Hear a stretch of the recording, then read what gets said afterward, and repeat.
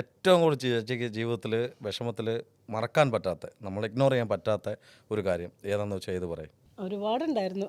അതെ അതെ കുറച്ച് അല്ല എങ്കിലും ഇമോഷണൽ ആവുന്നത് തീർച്ചയായിട്ടും പല കാര്യങ്ങൾ നമ്മുടെ മനസ്സിലേക്ക് വരുമ്പോൾ നമ്മൾ കരച്ചിൽ സ്വാഭാവികമായിട്ടും വരും ചേട്ടാ. അത് ചേച്ചിക്ക് എന്ത് ഓർത്തപ്പോഴാണ് ഇപ്പോൾ ഈ ഒരു കരച്ചിൽ മീൻസ് ഒരു കണ്ണ് നിറയാനുള്ളൊരു കാരണം? കാര്യം അത് സന്തോഷമാവാം, പണ്ടത്തെ സങ്കടം ഇപ്പോഴത്തെ സന്തോഷമാവാം. അതെന്തുകൊണ്ടാണ് ഇപ്പോൾ ഒരു കരയാനുള്ളൊരു ഇടയുണ്ടായത്? അത് ചേട്ടാ പറ. അതല്ല, അങ്ങനെയല്ല, എല്ലാത്തിനും നമുക്ക് വിഷമം തന്നെ മുഹൂർത്തങ്ങൾ ഉണ്ടായിട്ടുള്ളൂ. ഞാൻ പറയാമല്ലോ, ഇതിപ്പം നമ്മൾ എൻ്റെ കല്യാണം കഴിഞ്ഞിട്ട് ഇയാൾ കരയാതെ ഒറ്റ ദിവസം ഉറങ്ങിയിട്ടില്ല.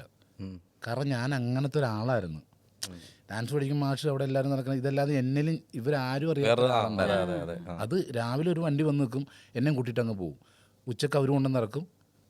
അപ്പോൾ ഉച്ചഭക്ഷണം കഴിച്ച് കഴിയുമ്പോഴത്തേക്ക് വീണ്ടും അടുത്ത വണ്ടി വരും, നേരെ കയറി അങ്ങ് പോകും. തിരിച്ചു വരും, അടുത്ത ആൾ കൊണ്ടുവരും. ഈ വന്നതും പോണതൊക്കെ ഇവിടുന്ന് ഭക്ഷണം കഴിക്കാനായിട്ട് മാത്രം തന്നെ. ഈ ഭക്ഷണത്തിന് ഞാനവിടെ ഒന്നും കൊടുക്കണില്ല. ഈ ആൾ അവിടെ നിന്നുകൊണ്ട് കഴിക്കണുണ്ടെങ്കിലും ഭയങ്കര പ്രശ്നത്തോടെ നിൽക്കുന്നത്. എന്നിട്ട് നൈറ്റ് ഞാൻ വന്നിട്ട് പിന്നെ ബഹളം തുടങ്ങും. ആ റൂമിൽ, എൻ്റെ റൂമിൽ ഇയാളെ ഞാൻ ഇട്ട് ബുദ്ധിമുട്ടിക്കാത്ത ഒരു വർഷം കരയിക്കൽ തന്നെയായിരുന്നു. തല്ലിയിട്ടൊന്നുമില്ല കേട്ടോ, ഉപദ്രവിക്കില്ല, പക്ഷേ ഉറങ്ങാൻ സമ്മതിക്കില്ല. അതുപോലെ ചേട്ടാ, ഞാൻ സ്വാഭാവികമായിട്ട് ചോദിക്കുന്നൊരു ചോദ്യമാണ്, ആ സമയങ്ങളിൽ മദ്യം അതന്നെ ഞാനതാ പറഞ്ഞത്, ഡ്രിങ്ക് കഴിച്ചിട്ട് തന്നെ വന്നത്.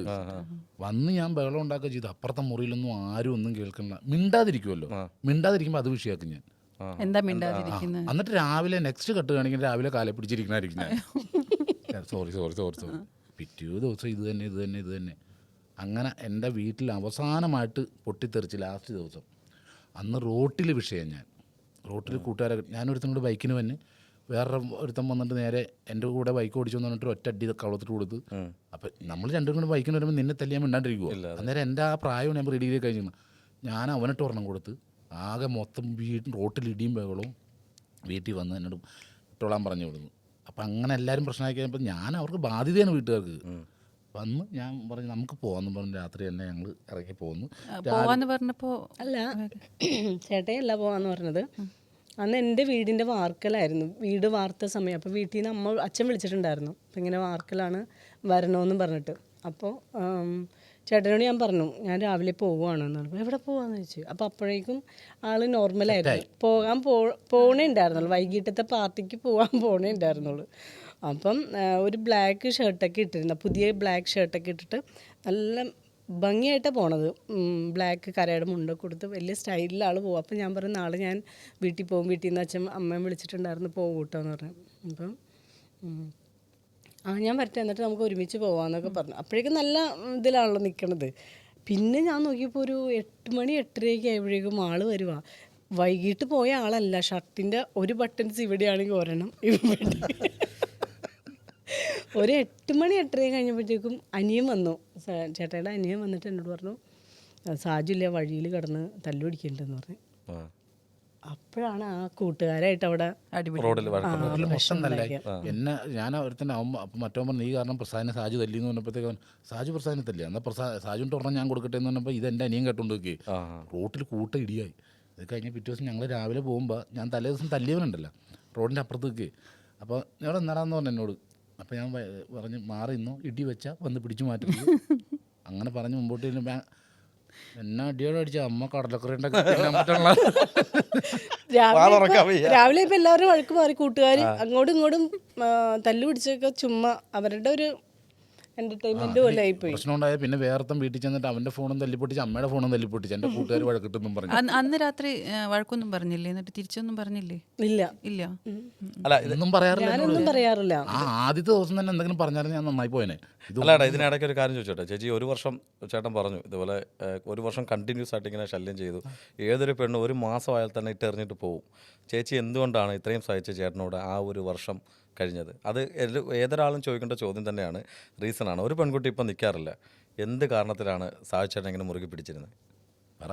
ഇഷ്ടം. അതും ഏത് ഇലക്ട്രിക് പോസ്റ്റ് പോലെ അല്ല, എന്തായാലും അത്രയും സ്നേഹമാണ്. ഞാൻ ഇപ്പോഴും എന്തെങ്കിലുമൊക്കെ പറഞ്ഞ് ഞാൻ എന്തെങ്കിലുമൊക്കെ കുരുത്തക്കേട് കാണിച്ചിട്ടുണ്ടെങ്കിലുണ്ടല്ലോ, വീട്ടിൽ ചെല്ലുമ്പോൾ എനിക്ക് വഴക്ക് കേൾക്കുമെന്ന് ഉറപ്പാണ്. അപ്പം ഞാനങ്ങ് ചെന്ന് കയറുമ്പോഴേ എന്തെങ്കിലും കണ്ടുപിടിച്ചിട്ട് അങ്ങോട്ട് ചൂടാകും ഞാൻ. അവിടെ അങ്ങനെ ഇങ്ങനെ ഞാൻ എന്ത് ചെയ്തു ഇങ്ങോട്ട് ചൂടാവണതിന്റെ മുന്നേ അങ്ങോട്ട് ചൂടാവും. അതെന്റെ ട്രിക്കായിരുന്നു അത്. പക്ഷെ അത് ആനിച്ചിട്ട് ഇന്റർവ്യൂ പറഞ്ഞാൽ പിന്നെ പൊളിഞ്ഞത്. അതെ ഇതിനകത്ത് ചേട്ടാ അത് സമ്മതിക്കില്ല അല്ലേ? അല്ല പുള്ളിക്കാരി ഒരു പാവമാണ് എന്നുള്ളൊരു ചേട്ടന് മനസ്സിലായിക്കൊണ്ടല്ലേ ചേട്ടാ ഇത്രയും സംസാരിച്ചേ. അതെ അതെ. എപ്പോഴും വീട്ടിൽ സംസാരിക്കാൻ അങ്ങനെയല്ലേ, അങ്ങോട്ട് വഴക്കുണ്ട്, അങ്ങോട്ട് നോക്കുന്നു പാവം എന്ന് പറഞ്ഞപ്പോൾ. ചേച്ചി വീട്ടിലെങ്ങനെ അത് പറയൂ. കാര്യം എന്ന് വെച്ചാൽ ഇത്രയും സഹിച്ച് ക്ഷമിച്ച് കൂടെ എന്നൊരു വിജയത്തിൻ്റെ ഏറ്റവും വലിയ ശില്പിയാണ് കൂടെ നിൽക്കുന്നത്.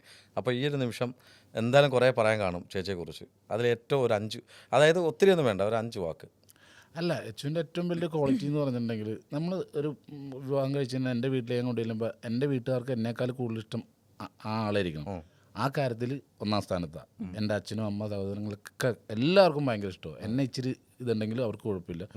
പിന്നെ രണ്ടാമത്തെ കാര്യം, ഞാൻ എവിടെ പോയാലും എന്ത് പറഞ്ഞാലും ആരെങ്കിലും എന്നെപ്പറ്റി എന്ത് പറഞ്ഞാലും അതൊക്കെ ജെന്യൂനാണെന്ന് മാത്രം പുള്ളിക്കാരത്തേക്ക് തോന്നിയാൽ മാത്രം വിശ്വസിക്കും. പിന്നെ എന്നെ ഒരാൾ മോശമാക്കി പറഞ്ഞാൽ ഇഷ്ടമല്ല. അത് എൻ്റെ വീട്ടുകാർ പറഞ്ഞാലും അച്ഛൻ്റെ വീട്ടുകാർ പറഞ്ഞാലും ഇഷ്ടമല്ല. പിന്നെ എന്താ, നല്ല ഉഗ്രായിട്ട് ഭക്ഷണം ഉണ്ടാക്കും. അതാണ് ചേട്ടൻ പറഞ്ഞിട്ടുണ്ടായിരുന്നു. ഗംഭീര. അപ്പം ഞാൻ ഉണ്ടാക്കിയപ്പോൾ മനസ്സിലായില്ലേ, എന്തെങ്കിലും എനിക്ക് ഉണ്ടാക്കി തന്നായിരുന്നു ഞാൻ അങ്ങനെ ഉണ്ടാക്കുമായിരുന്നു. ഒരിക്കലും ഒരു ചിക്കൻ കറി സൂപ്പറായിട്ട് ഉണ്ടാക്കി തന്നെ. അതാ പറഞ്ഞത്, എന്തെങ്കിലും ഇവിടെ നിന്ന് ഉണ്ടാക്കി തന്നായിരുന്നു ഞാൻ അങ്ങനെയൊക്കെ ചെയ്യുമായിരുന്നാ. ഇല്ല എൻ്റെ എക്സ്പീരിയൻസിൻ്റെ കാര്യം പറഞ്ഞു വന്നത്. ഇത് നന്നായിട്ട് ഫുഡ് ഉണ്ടാക്കും. പിന്നെ വീട്ടിൽ വിരുന്നുകാർ വന്നു കഴിഞ്ഞാൽ ആരും ഗസ്റ്റ് വന്നാൽ എല്ലാം കണ്ടറിഞ്ഞ് ചെയ്തോളും. എൻ്റെ കൂട്ടുകാരും എന്നെന്ന് പറഞ്ഞിട്ടുണ്ടെങ്കിൽ നേരത്തെ കേട്ടാ, എൻ്റെ ഒരു 5 കൂട്ടുകാർ വരുന്നുണ്ട്, എത്ര ഗ്ലാസ് കഴുകി വെക്കണം. ആദ്യമേ ചോദിക്കുന്നത് അത് തന്നെയല്ലേ. അത് ഒരു ഭയങ്കര ഒരു ഗ്രേറ്റ് സപ്പോർട്ട്. ആ സമയം കഴിഞ്ഞപ്പോൾ നിർത്തി. പിന്നെ നമ്മൾ ജീവിതത്തിൽ തനിച്ച് താമസിച്ചപ്പോൾ ഞാൻ പഠിച്ച് എന്തായിരുന്നു എൻ്റെ പ്രശ്നങ്ങൾ എന്തായിരുന്നൊക്കെ. ഒരു നാണം ഇല്ലാണ്ട് ഞാൻ പോയിരുന്ന ഭക്ഷണം കഴിച്ചിട്ട് പോകുന്നു. ഇയാൾക്ക് അങ്ങനെ കഴിക്കാൻ പറ്റും വീട്ടിലില്ല. അവരെല്ലാവരും ജോലിക്ക് പോയിക്കൊണ്ടെന്ന് അമ്മയുടെ പൈസ കൊടുക്കും. അമ്മ കൊണ്ടെന്ന് ഇയാളുടെ പൈസ കൊടുത്തിട്ട് പറയും അവരൊക്കെ തരുമ്പോൾ എന്നെ കൊണ്ട് തന്നെ നോട്ടാന്ന് പറയും. അങ്ങനെ ഇതൊന്നും ഞാൻ ശ്രദ്ധിക്കണില്ല. പക്ഷേ അന്നത്തെ ആ ഒരു ദിവസം കഴിഞ്ഞ് ഞങ്ങൾ വാടകയ്ക്ക് താമസിച്ചപ്പോഴത്തേക്ക് ഒരു ഒറ്റമുറി വീട് വാടകയ്ക്ക് എടുത്തു. 3000 രൂപ കയ്യിലുണ്ട്. ഒരു കൂട്ടുകാരന് വാങ്ങിച്ചാൽ 600 രൂപ വെച്ച് 3 മാസത്തെ വാടക 1800 രൂപ. ബാക്കി പൈസക്ക് ഒരു പായയും 2 തലയണയും ഒരു കപ്പും ബക്കറ്റും ആണ് ഞങ്ങൾ കൊണ്ടുവന്ന് കുളിക്കാനായിട്ട്. അങ്ങനെ ജീവിതം തുടങ്ങിയതാണ്. 3000 രൂപ തുടങ്ങിയതല്ലേ? 3000 രൂപ തുടങ്ങിയതാണ്. പിന്നെ അതിന്മേൽ കുറച്ചുകൂടെ മെച്ചപ്പെട്ട വീട് എല്ലാം സൗകര്യമാക്കി ഇപ്പം നല്ലൊരു വീടൊക്കെ വെച്ചിട്ട് അത് വിറ്റിട്ട് വീണ്ടും വാടകയ്ക്ക് താമസിക്കുക. അല്ല അതൊക്കെ ഉണ്ടാവും ചേട്ടാ തീർച്ചയായിട്ടും ജീവിതത്തിൽ.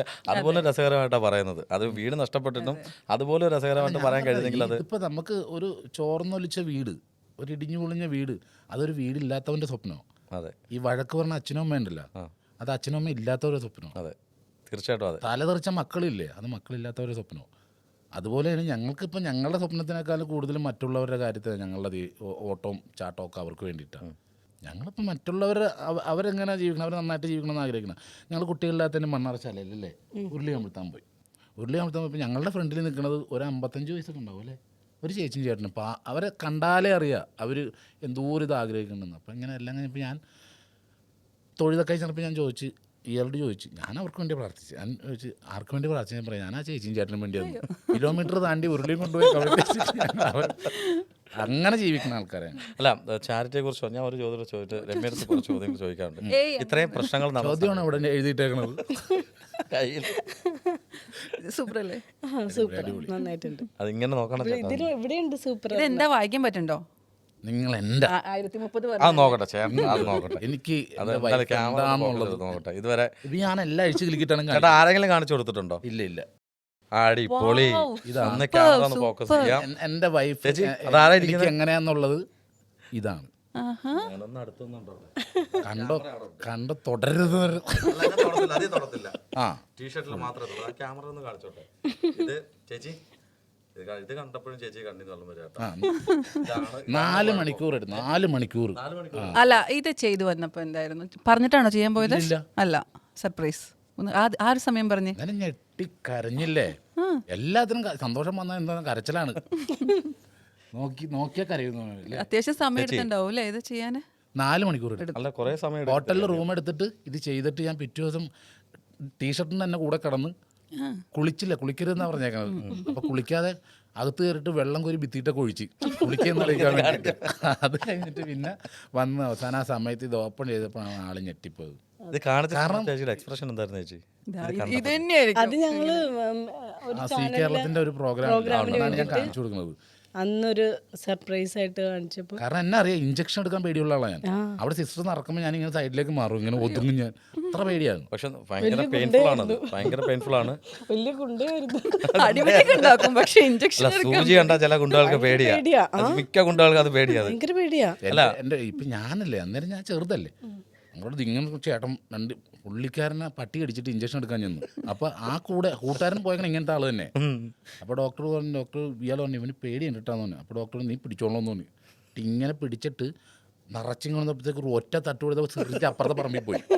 അപ്പോൾ ഡോക്ടർ പറഞ്ഞു നീ മുറുക്കെ പിടിച്ചു നമുക്ക് അടുത്തെടുക്കാൻ അടുത്ത നിറച്ച് കൊണ്ടുവന്നിട്ട് ഇപ്പോൾ തട്ടിയിട്ട് പുള്ളി ഓടിക്കളഞ്ഞു. ഈ കുത്താണ്ട ആള്. അപ്പോൾ കൂടെ ഉണ്ടായിരുന്ന മറ്റേ പുള്ളിയില്ലേ, പുള്ളി കുറച്ച് ദൂരം ഓടി. എന്നിട്ട് തിരിച്ച് കഥച്ച് വന്നിട്ട് എന്തായാലും നിറച്ചല്ലേ ഡോക്ടർ ഇങ്ങോട്ട് വെച്ചേക്കാൻ. എന്താ ആവശ്യത്തിനാ കളയണ്ടാന്നല്ലേ? കളയണ്ട ഇങ്ങോട്ട് വെച്ചേക്കിട്ടാണ്.